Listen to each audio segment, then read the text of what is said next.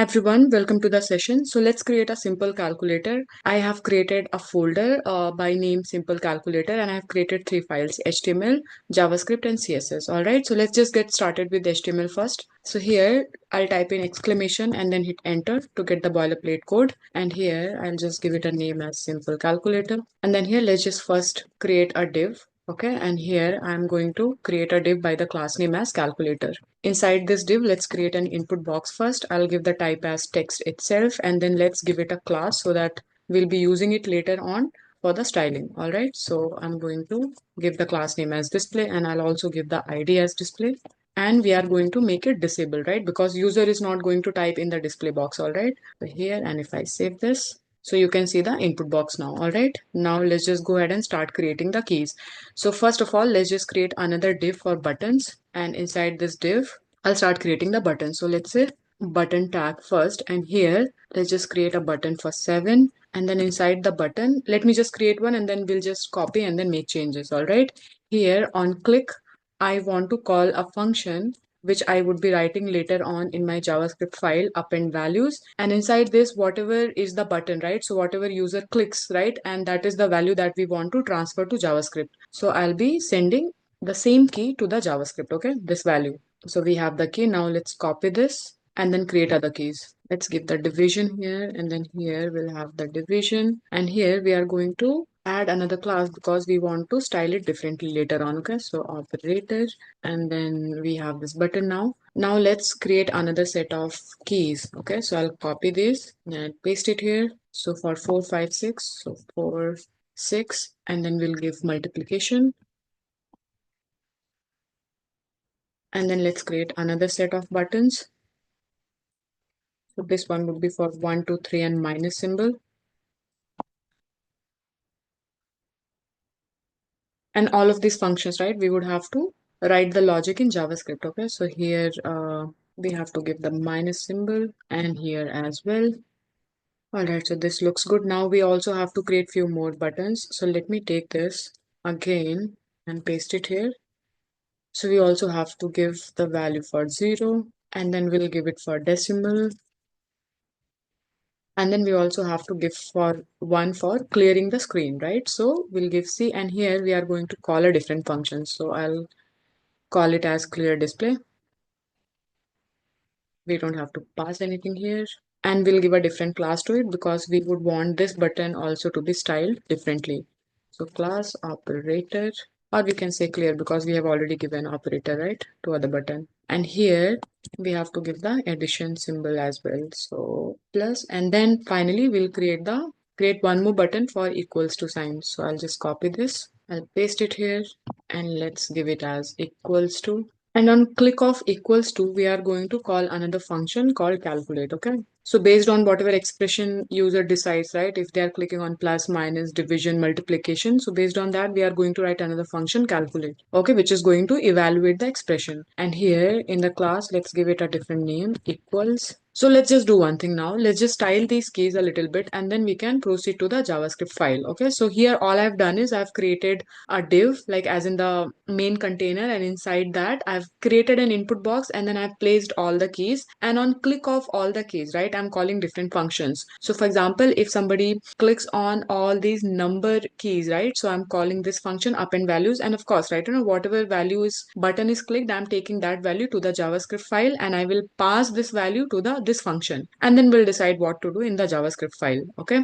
similarly for the operators, we are calling a different function, basically the same one, right, appending values, but then on equals to we are calling a different function. All right, and then we also have one more for clear display. So basically we have three main functions: append values, calculate, and then clear display. All right, so now let's first go ahead and style this calculator. So I'll move on to my CSS file. So let's first give some style to the body. Let's give a font family, and I'm going to give it as Arial, and then I'll give display as flex because we want to use flex box. So that justify content center, and then we can also give, I'm not going to explain the CSS, I'm just assuming assuming that you would be knowing about all these properties. And then align items. This also will make center. And then let's give the height from viewport, so 100 VH. All right. And then also we'll give a margin as 0. Let's do one more thing because we want to keep on seeing the changes, right? So let's include this CSS file in the HTML so that we can keep on seeing the changes. Okay, so link, and then here style.css, and if I save this, now you can see, like, whatever we have made changes, at least that much is visible. And also let's include the script file here as well, like, write itself, otherwise we'll forget later on. So script, and then here source script.js. Now let's go back to the style file, and then let's give a background color, and I'm going to, we can keep it white, it's fine. Save this. It's a little faded white. Okay, and after this, let's just style the container. So if I go here, this one, right, this div, so I'll take this, and because it's a class, so dot calculator. All right, so here let's just give a background first. So I'll give a background, and I'll save this. Let's give some padding, 20 pixel. So you see the space got created here. Okay, and then let's give some border radius, so that, let me give a different background color so that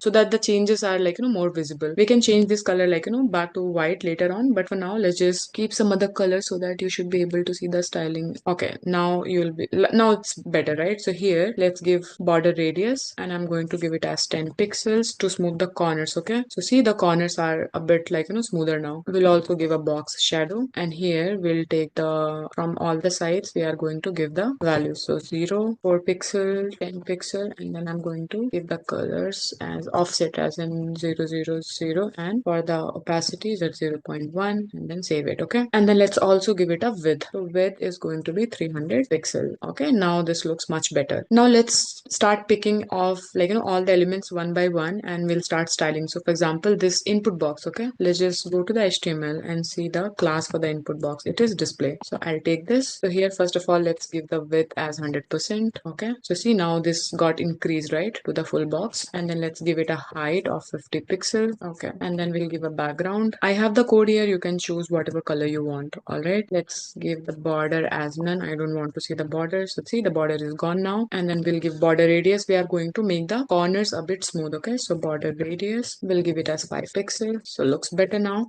So now it's very closer to the keys, right? So let's give a bottom margin. Okay, so margin bottom, and we'll give it something around 20 pixel. So now there's a good space. Okay, and let's give the font size as 1.5 rem. We cannot check this now because we need to write the logic in the JavaScript, right? That if I click on any key, then it should be visible here. So the way it is going to be visible, that is the font size that we are mentioning here. Okay, and then whatever the text will be displayed, we want it to be displayed on the right side. So let's just align that as well. So text align, and then we'll make it right. Also, let's give a padding, and we'll make it, this is for the corners. Okay, from all, like, both the sides, left, right, and up and bottom. Okay, so this is fine. Now let's just style the buttons. So I'll go to my HTML, and if you see, I have given the same, I need to give the class to buttons, or we can simply, like, because we have taken this class, right, and we can give at least, like, whatever properties or styling we want to keep common for all the buttons, we can just give all the styling to this particular class and it will be applied. So I'll take this, and here dot buttons, let's just keep the display as grid. Okay, because we don't want it to be displayed, like, everything in one row. We want to, we can decide, right, that in one row how many buttons do we want to display. So we'll take grid, and here in grid template columns, we can give, like, how many buttons we want. So we'll give repeat, there's a function repeat, and then we can keep 4 keys in one row, which is fine. Okay, and then let's just save this. So now you see this is changed now. Okay, and then let's also give some gap between the keys. Okay, so gap, and let's keep it 10 pixel, and I'll save this. So there's a good gap now. Now let's just style a little bit more,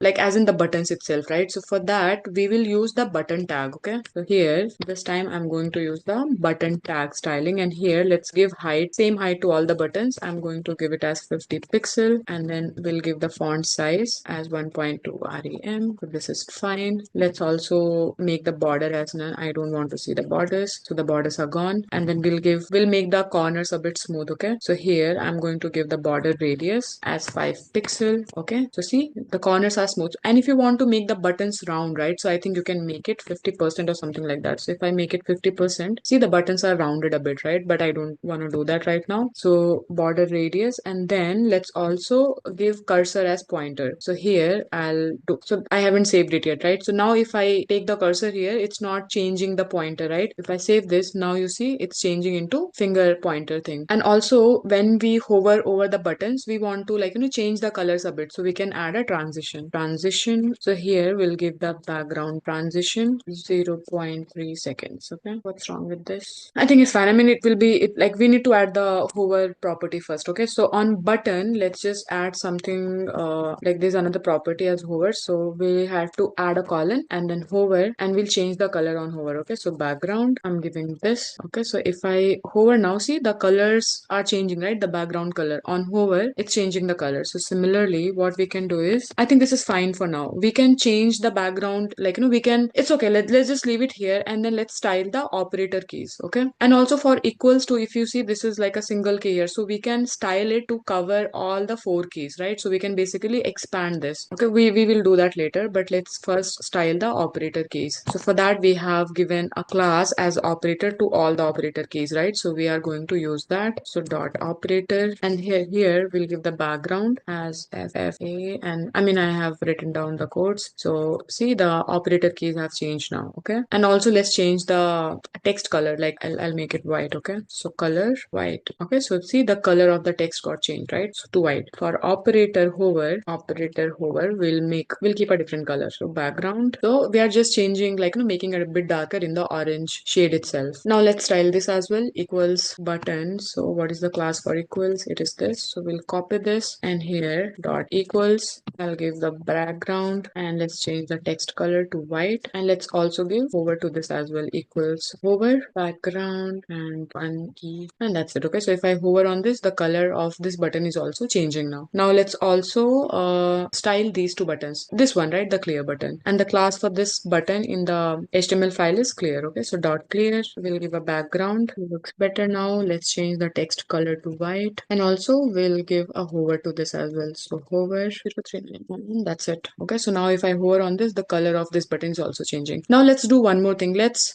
put a style to this equals to button so that it can cover all the keys. All right, so for that, I will just do that in HTML itself. So I'll go to the HTML file, and here I'll add a style, and I'm going to use the grid column here. Okay, so grid column, and then in grid column, I'll give the span, and I'll mention 4. So it is going to cover 4 keys. Okay, and that's it. So see, it has covered all the 4 keys. All right, so now we are done with the styling. Now let's go to the JavaScript and start implementing all the functions that we have mentioned. So the first thing that we'll do is write append values. Okay, so if user clicks on any value, that value should be displayed in this input box. And also let's change the color, background color. Now I don't like this color, so I'm going to change it to white, but this is not looking that great, so let's just rather maybe change it to something else. Okay, looks much better. Okay, now we'll go to the JavaScript file, and what and all do we need? So first, if you remember the previous sessions, right, if you want to so the first thing that we want to do is that if user clicks on any of these buttons, we want to display that number over here, right? So that's step number 1. So let's just do that first. So I'll create a variable here, const display, and I will use document.getElementById. And what is the ID of this box? Okay, so let's go to the HTML, and this is the ID, right? Display. So we'll pass the ID here. So now we have the reference of that particular element, right? Now what is the function that we have written here? Append value. So let's just implement this. And from HTML, we are anyway passing the value. Okay, so we'll go here and implement this function. Function append values, and we are getting some value from the HTML, right? So that is why we are defining a parameter here, and then we'll just in the display, right, we'll just keep on appending the value. So display dot value plus equals to value. Okay, and let's just save this, and if I type in anything here, you see the value, right? If I 2 numbers, so it keeps on appending the value, right? Display dot value is equals to display dot value plus value. So whatever value is there, if you are clicking on any other value, then it is going to just append that value, right? So that's all we are doing here. So you'll keep on clicking, and it is going to keep on typing, appending the value. So that's one. Now if I click on the clear button, right, it is not clearing anything. So let's just write the function for this one. So what is the function name that I've given? So for clear, it is clear display. So let's take this, and here function clear display, and inside this, what do we have to do? The display dot value, we just have to empty it, right? That's it. And if I save this, so let's just type type something first, and then if I click on C, then see it is clearing out everything. Okay, so we are done with this as well. Now let's just write the third function, which is calculate. Okay, so calculate, and I will declare another function calculate, and under this function I'm going to use the try catch block. Okay, so that if there are any errors we can get that as well. So try catch error, and then here we are just going to log the value. I mean, we can use, because we can show an alert, right, to the user if there's something which is invalid which is being entered, right? So I'll just type in as invalid calculation. So here in JavaScript we have a function called eval, right, which is going to evaluate the expression. So if I type in anything, so let's say if I type in 78 and then multiplied by 2, so now this is an expression, right? That's 78 multiplied by 2. So this expression we don't have to write separately, like, the logic for multiplication, division, addition and subtraction. Okay, we can simply use a function called eval and we can evaluate the expression. So here I'm going to do the same. So where do I have the value? First of all, so in the display value, right,